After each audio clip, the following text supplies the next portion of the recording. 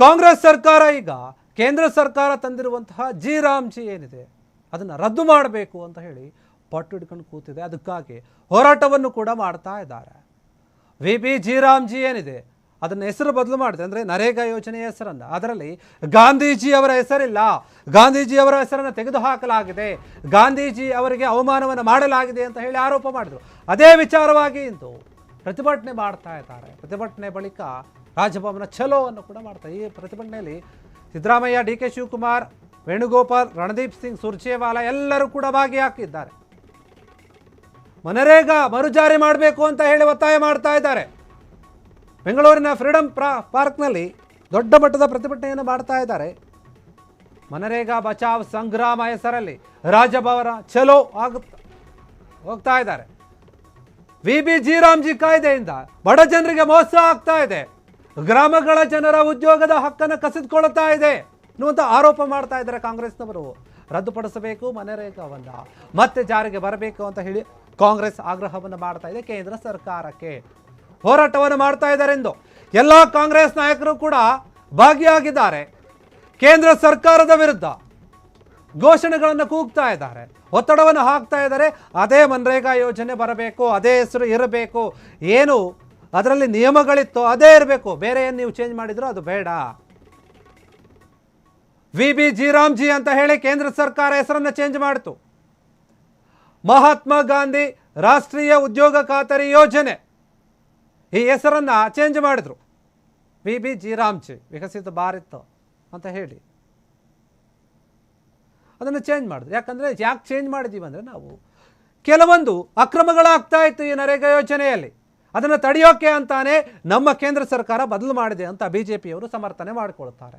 ಇನ್ನೊಂದು ಕಡೆ ಕಾಂಗ್ರೆಸ್ನವರು ಮಾತನಾಡ್ತಾರೆ, ಕೇಂದ್ರ ಸರ್ಕಾರ, ಮೋದಿಯವರ ಸರ್ಕಾರ ಮಾಡಿರುವಂಥದ್ದು ಸರಿಯಲ್ಲ, ನರೇಗಾ ಯೋಜನೆಯನ್ನು ಬದಲು ಮಾಡಿದ್ರು ಹೆಸರನ್ನು, ಅದರಲ್ಲಿ ಗಾಂಧೀಜಿ ಹೆಸರನ್ನು ತೆಗೆದು ಹಾಕಿದ್ರು, ಅವರಿಗೆ ಅವಮಾನವನ್ನು ಮಾಡಿದ್ರು. ಏನು ಮಾಡೋಕೆ ಹೊರಟಿದ್ದಾರೆ ಇವರು? ಎಲ್ಲೋ ಒಂದು ಕಡೆ ಇದನ್ನು ಖಾಸಗೀಕರಣವನ್ನು ಮಾಡೋಕೆ ಹೋಗ್ತಾ ಇದ್ದಾರೆ.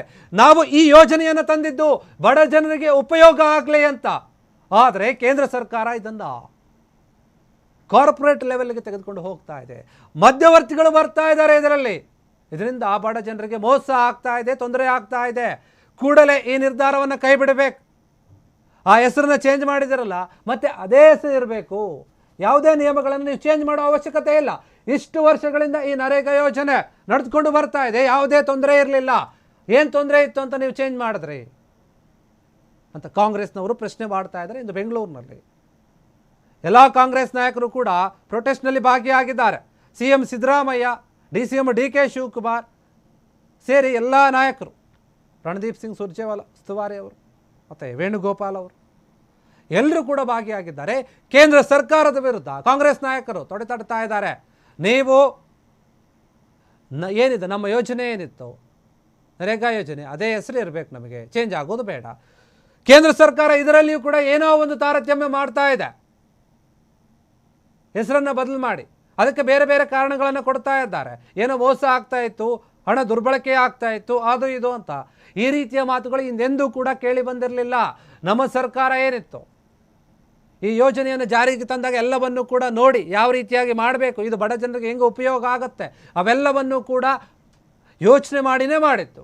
ಆದರೆ ನೀವು ಏಕಾಏಕಿಯಾಗಿ ನಿಮ್ಮ ಸರ್ಕಾರ ಈ ನಿರ್ಧಾರವನ್ನು ಕೈಗೊಂಡಿದ್ದು ಸರಿಯಲ್ಲ.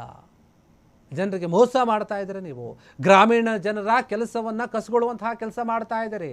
ಇದರಿಂದ ಮುಂದೆ ಜನರಿಗೆ ತೊಂದರೆ ಆಗ್ತಾ ಹೋಗುತ್ತೆ. ಈ ನಿರ್ಧಾರ ಸರಿಯಲ್ಲ ಅಂತ ಹೇಳಿ ಬೆಂಗಳೂರಿನ ಫ್ರೀಡಂ ಪಾರ್ಕ್ನಲ್ಲಿ ಎಲ್ಲ ಕಾಂಗ್ರೆಸ್ ನಾಯಕರು ಕೂಡ ಒಟ್ಟಿಗೆ ಕೂಡಿ ಬೃಹತ್ ಪ್ರತಿಭಟನೆಯನ್ನು ಮಾಡ್ತಾ ಇದ್ದಾರೆ ಕೇಂದ್ರ ಸರ್ಕಾರದ ವಿರುದ್ಧ. ಮೋದಿ ಸರ್ಕಾರ, ನರೇಂದ್ರ ಮೋದಿಯವರ ನಿರ್ಧಾರ ಏನಿದೆ ಅದು ನಿಜವಾಗಿಯೂ ಕೂಡ ತಪ್ಪಾಗಿದೆ. ಮಹಾತ್ಮ ಗಾಂಧೀಜಿಯವರಿಗೆ ಅವಮಾನ ಆಗಿದೆ. ಅವರ ಹೆಸರನ್ನು ಹೇಳೋಕೆ ಮತ್ತು ಅವರ ಫೋಟೋವನ್ನು ನಿಮ್ಮ ಕಚೇರಿಯಲ್ಲಿ ಹಾಕಿಕೊಳ್ಳೋಕೆ ಕೂಡ ನಿಮಗೆ ಯಾವುದೇ ರೀತಿಯ ನೈತಿಕ ಹಕ್ಕಿಲ್ಲ ಅಂತ ಹೇಳಿ ಈ ಹಿಂದೆ ಕೂಡ ಮಾತನಾಡಿದ್ರು. ಈಗ ಪ್ರತಿಭಟನೆಯಲ್ಲೂ ಕೂಡ ಮಾತನಾಡ್ತಾ ಇದ್ದಾರೆ. ಕಾಂಗ್ರೆಸ್ ನಾಯಕರು ಕೇಂದ್ರದ ವಿರುದ್ಧ ಸಿಡಿದೇಳ್ತಾ ಇದ್ದಾರೆ. ಪ್ರತಿ ಬಾರಿಯೂ ಕೂಡ ಒಂದಲ್ಲ ಒಂದು ಯೋಜನೆಗಳನ್ನು ಅಥವಾ ಒಂದಲ್ಲ ವಿಚಾರಗಳನ್ನು ಇಟ್ಟುಕೊಂಡು ರಾಜ್ಯ ಸರ್ಕಾರಗಳನ್ನು ಕಾಂಗ್ರೆಸ್ ವಿರುದ್ಧವಾಗಿ ನೀವು ಏನೋ ಒಂದು ಬದಲಾವಣೆಗಳನ್ನು ತರ್ತಾ ಇದ್ರೆ ಇದು ಸರಿಯಲ್ಲ ಅಂತ ಹೇಳಿ ಕಾಂಗ್ರೆಸ್ ನಾಯಕರು ಆರೋಪವನ್ನು ಮಾಡ್ತಾ ಇರುವಂಥದ್ದು. ಕೂಡಲೇ ಈ ಒಂದು ಯೋಜನೆ ನಿಮ್ಮ ತಂದಿದ್ದೀರಾ, ನೀವು ಹೆಸರನ್ನು ಚೇಂಜ್ ಮಾಡಿದರೆ ಅದನ್ನು ಕೈ ಬಿಡಬೇಕು, ಹಳೆಯ ಹೆಸರನ್ನೇ ಇಡಬೇಕು, ಹಳೆಯ ನಿಯಮಗಳೇ ಇರಲಿ ಅಂತ ಒತ್ತಾಯ ಮಾಡ್ತಾ ಇದ್ದಾರೆ.